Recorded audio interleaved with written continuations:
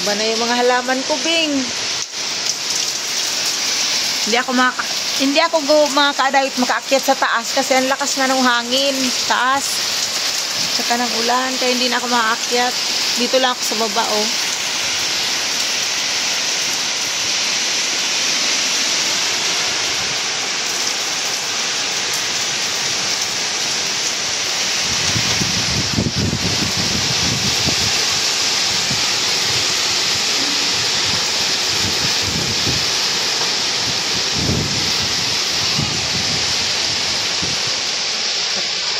Kapitbahay ko, nag-aayos ng mga bubong nila.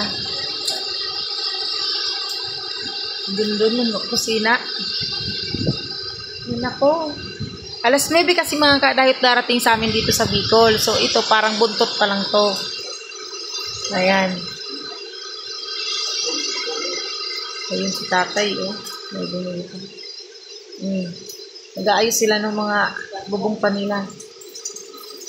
Si mama nandun sa kabila, nag-aayos ng bintana nila. Kasi hindi natakpan. Ano ngayong oras?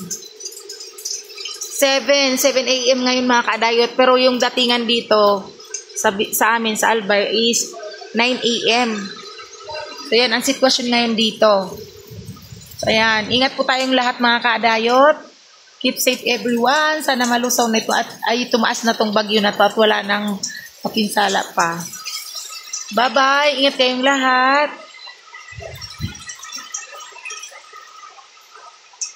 Simula nang matumba yung mga halaman, oh.